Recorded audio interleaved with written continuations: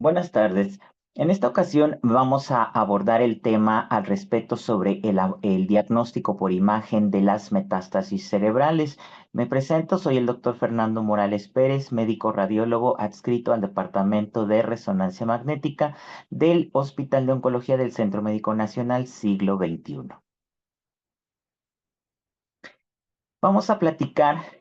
haciendo una breve introducción al respecto sobre lo que es la enfermedad metastásica en sus diferentes enfermedades que pueden dar origen, las ubicaciones más frecuentes y las formas de presentación más características al respecto de este tipo de lesiones con respecto a las distintas modalidades de estudio y las variables que pueden existir al respecto de las diferentes presentaciones morfológicas de acuerdo a las diferentes estirpes histológicas. Y finalmente hablaremos al respecto de la utilidad de las aplicaciones de perfusión y espectroscopía por resonancia magnética.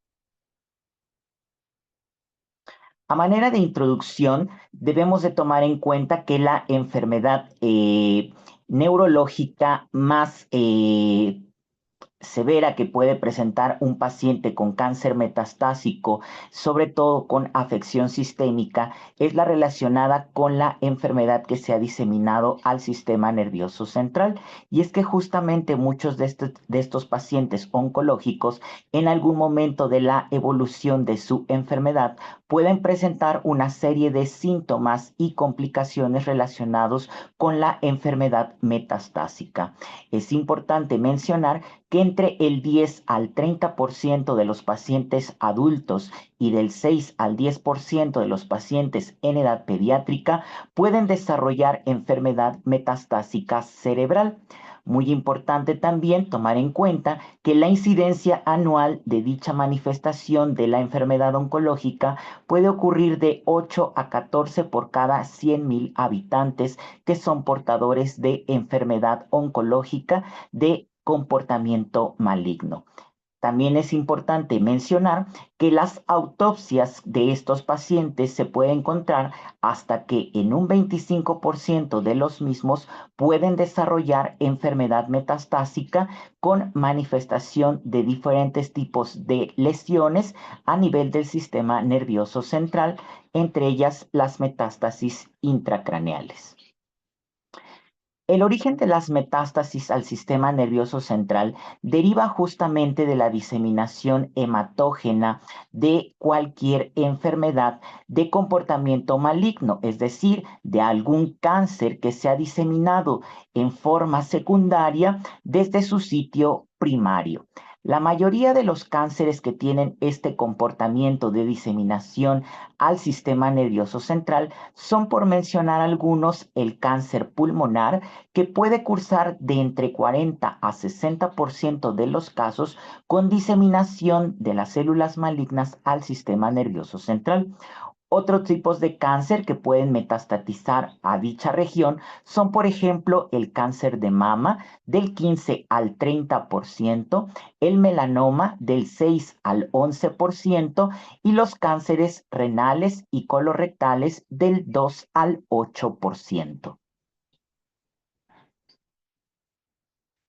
Los sitios primarios de metástasis que, por ejemplo, pueden causar compresión epidural con afección de la médula espinal son, por mencionar algunos, los tumores primarios originados a nivel de la próstata, mama, pulmón y entre otros como por ejemplo el linfoma. También es importante destacar que existen ciertos tipos de tumores que pueden diseminarse al sistema nervioso central, como por ejemplo las leucemias y los linfomas, que pueden manifestarse como carcinomatosis meningea. Otros tipos de tumores que tienen estas formas de presentación son, por ejemplo, el cáncer de mama y el cáncer pulmonar. Otra de las consideraciones que debemos de tener es la estirpe histológica. tomando en cuenta, por ejemplo, que existen ciertos tipos histológicos de cáncer, por ejemplo, pulmonar o de cáncer de mama, que pueden tener mayor afinidad a diseminarse al sistema nervioso central, como por ejemplo, en el caso del cáncer pulmonar, la variable de adenocarcinoma y en el caso del cáncer de mama, los HER2 positivos o triples negativos. A la hora de la evaluación de las metástasis cerebrales, es muy importante mencionar y destacar que debemos de establecer la localización de las mismas, y es que las metástasis pudieran, por ejemplo, encontrarse a nivel del parénquima cerebral, donde en un hasta 80% de los casos puede ser que se aparezcan en dichas regiones. En el caso, por ejemplo, del cerebelo, con un 15% de los casos y a nivel de los ganglios de la base hasta en un 3%. Otros sitios de localizaciones, por ejemplo, de dichas metástasis son, por ejemplo, a nivel de los plexos coroideos con afectación del sistema ventricular y otros casos, aunque menos comunes, por ejemplo, a nivel o afectación de la glándula pituitaria o a nivel de las leptomeninges. Es muy importante también mencionar que existen ciertos tipos de metástasis que son más afines a aparecer en ciertas regiones, por ejemplo, del encéfalo. En este caso, a nivel de la fosa posterior, donde los tumores, por ejemplo, primarios originados a nivel del útero, la próstata y a nivel del tracto gastrointestinal, son más proclives de diseminarse a la fosa posterior. Existen otros tipos de neoplasias, como por ejemplo el linfoma, que pueden tener afectación, aunque rara, a nivel de los trayectos de los vasos sanguíneos. Muy importante también mencionar que a la hora de la evaluación de la enfermedad metastásica debemos de establecer, por ejemplo, el número de lesiones. En un alto porcentaje se encuentran, por ejemplo, como lesiones únicas, en un hasta un 50%, mientras que en otros casos podemos encontrar que existan diferentes lesiones en un número relativamente elevado de hasta un 16%. Existen otros casos que pueden manifestarse desde forma inicial como múltiples lesiones. Existen también ciertas manifestaciones de la enfermedad metastásica que pueden, por ejemplo, manifestarse como lesiones únicas. En casos específicos, el cáncer de mama, el cáncer renal, el de colon y el de tiroides, que pueden manifestarse, como hemos mencionado, como lesiones únicas, mientras que otros tipos de cánceres son muy factibles que se manifiesten como lesiones múltiples, como en el caso del melanoma y el cáncer pulmonar.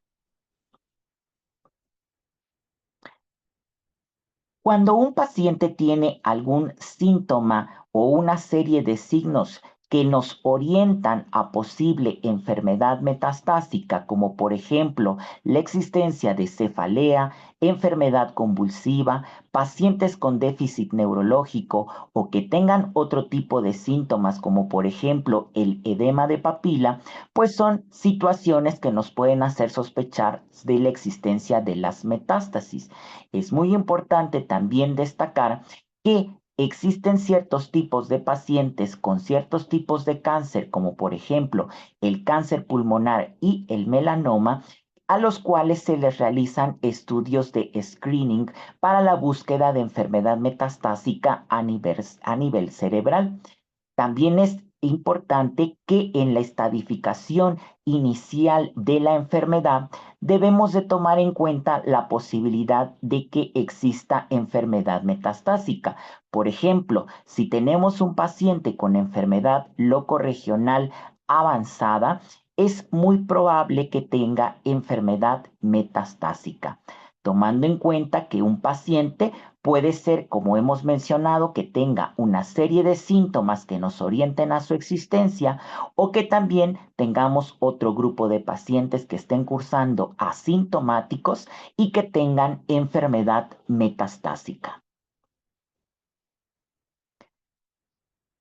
En el caso de la evaluación de la enfermedad metastásica, tenemos diferentes modalidades de estudio, entre ellas la resonancia magnética, la cual destaca justamente por ser una modalidad de estudio óptima para la detección de dicha enfermedad metastásica en diferentes condiciones. Y es que justamente gracias a las diferentes aplicaciones de dicha modalidad de estudio, podemos diferenciar la existencia de este tipo de lesiones e incluso poder diferenciar de otras entidades patológicas que puedan estar originando la existencia de lesiones que semejen o parezcan enfermedad metastásica.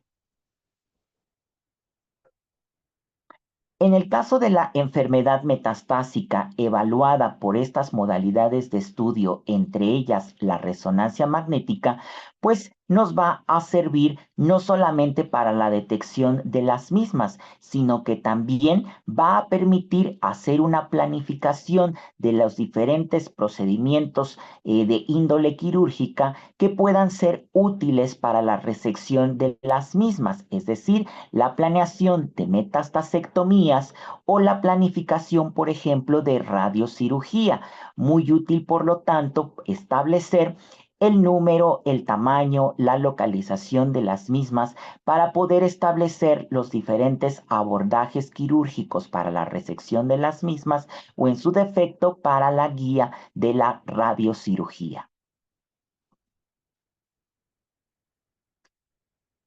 La enfermedad metastásica, al ser una enfermedad que en muchas de las ocasiones puede cursar de una forma evolutiva en una línea temporal alargada, pues la resonancia magnética nos va a servir justamente para dar seguimiento a las mismas, es decir, establecer el comportamiento de las lesiones con respecto a las diferentes líneas de tratamiento que se instauren. De esta manera, podremos hacer una evaluación del comportamiento de las mismas para poder determinar si el paciente, por ejemplo, cursa con enfermedad progresiva o si ha tenido una respuesta satisfactoria al tratamiento, tomando en cuenta que es muy importante poder discriminar, por ejemplo, de los estados de pseudoprogresión o de pseudo respuesta en el caso de los pacientes que hayan sido sometidos a diferentes líneas de tratamiento, ya sea con el uso de quimioterápicos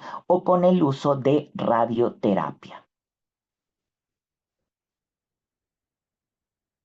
Dentro de las modalidades de diagnóstico que tenemos por imagen para la evaluación de dicha condición, tenemos, por ejemplo, la tomografía, que puede ser útil en su modalidad simple. Sin embargo, es más óptimo el estudio contrastado, tomando en cuenta que la resonancia magnética puede ser en muchas de las ocasiones, debido al uso, por ejemplo, del medio de contraste y de las diferentes secuencias, una de las mejores modalidades de estudio para hacer la evaluación de la enfermedad metastásica, inclusive por encima de la utilidad de la tomografía computarizada y de estudios como por ejemplo el PET-CT, debido a que la resonancia magnética con estas secuencias, como por ejemplo secuencias T1, T2 y FLAIR, y con la utilización de medios de contraste, pues nos puede ayudar mucho a la diferenciación y a la evaluación morfológica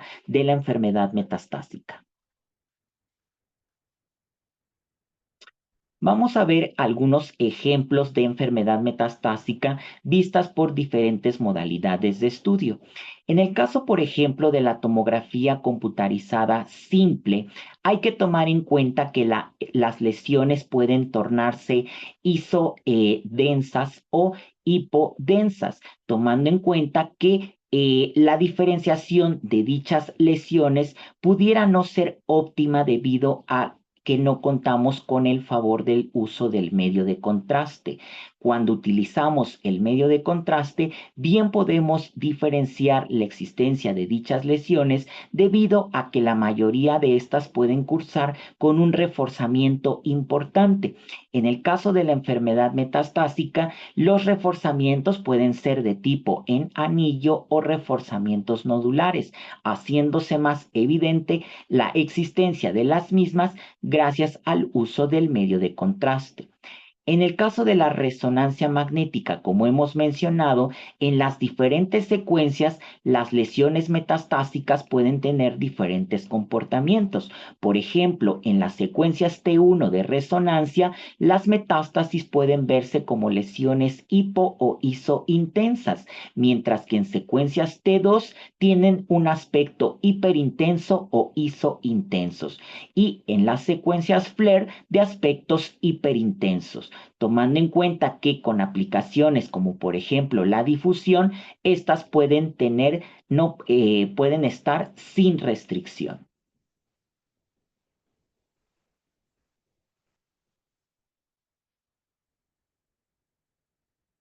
La mayoría de la enfermedad metastásica cursa con afección de tipo edema. Característicamente, el edema con el cual se presentan dichas lesiones es de tipo vasogénico.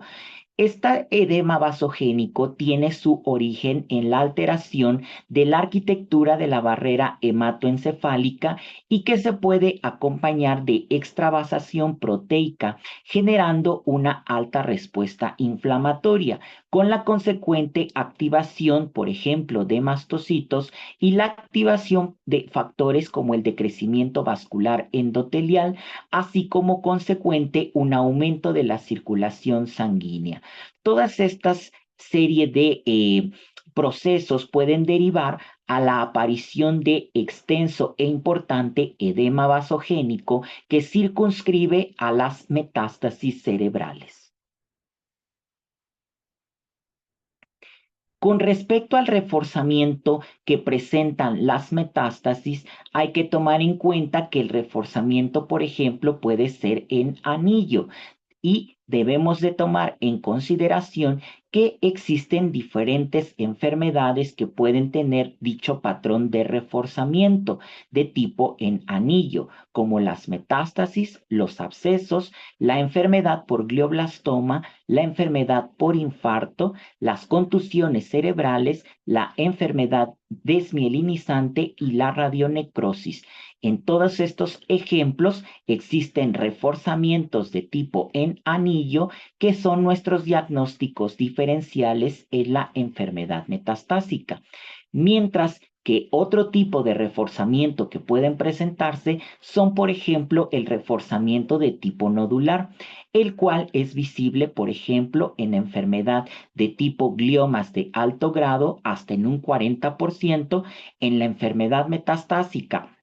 en un 30%, los abscesos en un 8% y la enfermedad desmielinizante hasta igualmente un 6%. Dentro de los cánceres que pueden cursar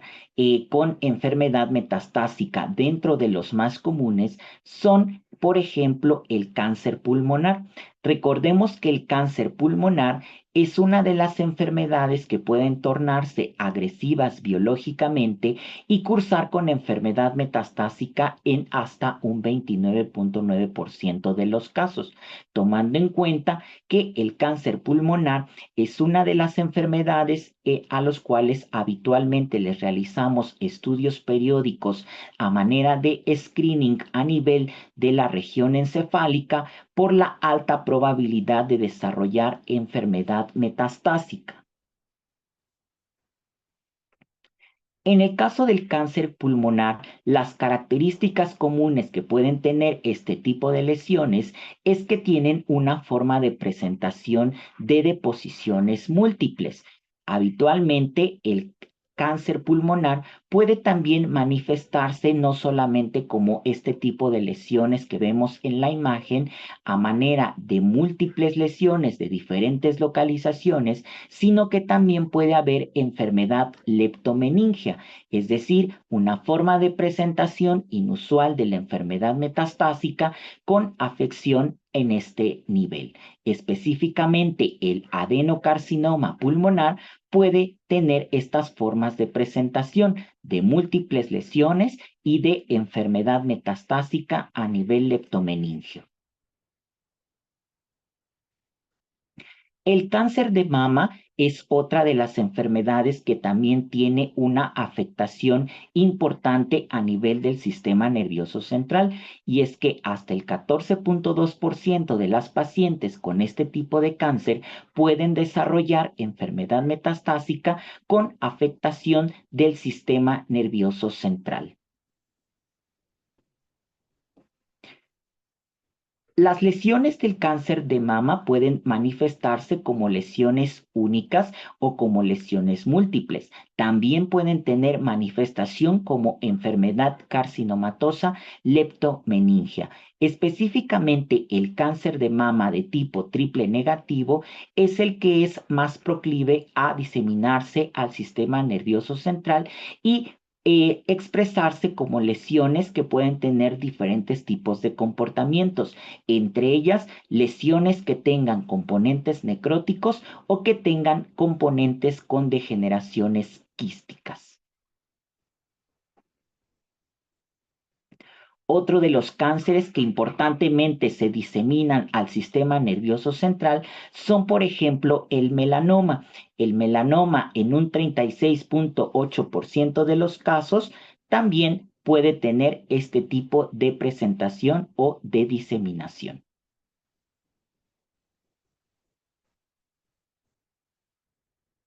¿Cuáles son las características comunes de presentación, por ejemplo, del melanoma metastásico? Puede manifestarse como múltiples lesiones, puede haber enfermedad leptomeningia y también estas lesiones característicamente pueden verse como lesiones de tipo hemorrágico. Comúnmente en secuencias, por ejemplo, T1 de resonancia magnética, las podríamos identificar como lesiones hiperintensas por su componente hemorrágico y su componente de melanina.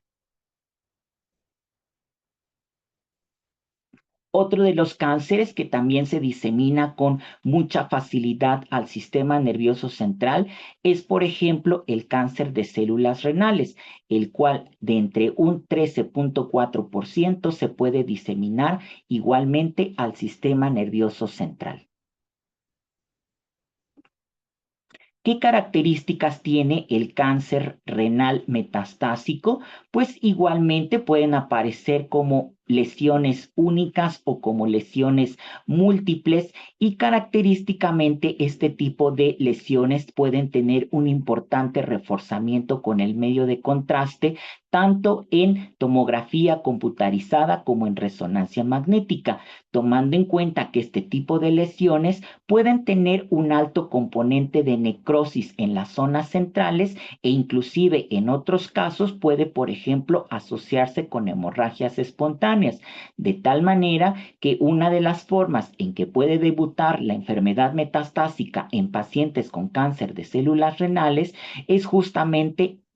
con manifestaciones de un evento vascular cerebral de tipo hemorrágico, por la probabilidad de que éstas se presenten con sangrado. Otro de los cánceres que se diseminan al sistema nervioso central es, por ejemplo, el cáncer colorectal. En este tipo de cánceres, la enfermedad metastásica a nivel del cerebro, aunque no es una de las formas más, digamos que más comunes, en algunos casos sí puede llegar a presentarse en hasta un 2.9% de los casos, sobre todo en pacientes que ya están en una enfermedad oncológica en una etapa avanzada. ¿Qué características tienen las metástasis de cáncer colorectal a nivel cerebral? Igualmente pueden aparecer como lesiones únicas o lesiones múltiples, y que dependiendo de la histología que da origen pueden tener diferentes formas de presentación. Por ejemplo, algunas de estas lesiones, debidos a su componente de mucina o rico en proteínas, pueden tener diferentes intensidades de señal, más comúnmente bajas en secuencias T2, y las cuales pueden ser una de las formas de manifestación que se visualicen estas lesiones en estudios de resonancia magnética. El cáncer colorectal, como hemos mencionado, aunque no es una de las enfermedades que habitualmente se diseminen al sistema nervioso central, sí hay que tomarlo en cuenta, como hemos mencionado, sobre todo en pacientes con enfermedad avanzada. Dentro de las diferentes aplicaciones que tenemos para la evaluación de la enfermedad metastásica es, por ejemplo, la utilización de la espectroscopía. Recordemos que la espectroscopía es una técnica avanzada de neuroimagen que complementa al estudio de resonancia magnética y que nos ayuda en la detección, la caracterización y la diferenciación de la enfermedad metastásica. La espectroscopía es, por ejemplo, útil en la diferenciación de diferentes tipos de lesiones, no solamente de tipo metastásico, sino de otros orígenes. Nos permite hacer el análisis bioquímico en relación a los diferentes picos de los metabolitos para poder establecer el posible origen de dichas lesiones, tomando en cuenta que en los estudios de espectroscopía característicamente existe un aumento de la concentración de colina que nos indica una mayor proliferación celular y recambio de las membranas celulares, que es característico de la enfermedad de comportamiento maligno y de la enfermedad metastásica. Otro de los metabolitos que se afectan en la espectroscopía es, por ejemplo, la disminución de la creatina, la cual refleja un metabolismo energético alterado en el tejido tumoral. Otro de los metabolitos que también puede tener afectación es, por ejemplo, la disminución o la ausencia de N-acetil-aspartato, el cual se presenta cuando existe pérdida neuronal o daño axonal, como ocurre en las lesiones malignas cerebrales. Otro de los metabolitos que igualmente pueden verse afectados son, por ejemplo, que exista un pico de lípidos y de lactato, el cual puede estar presente en las lesiones que se han necrosado o en las lesiones de alto grado.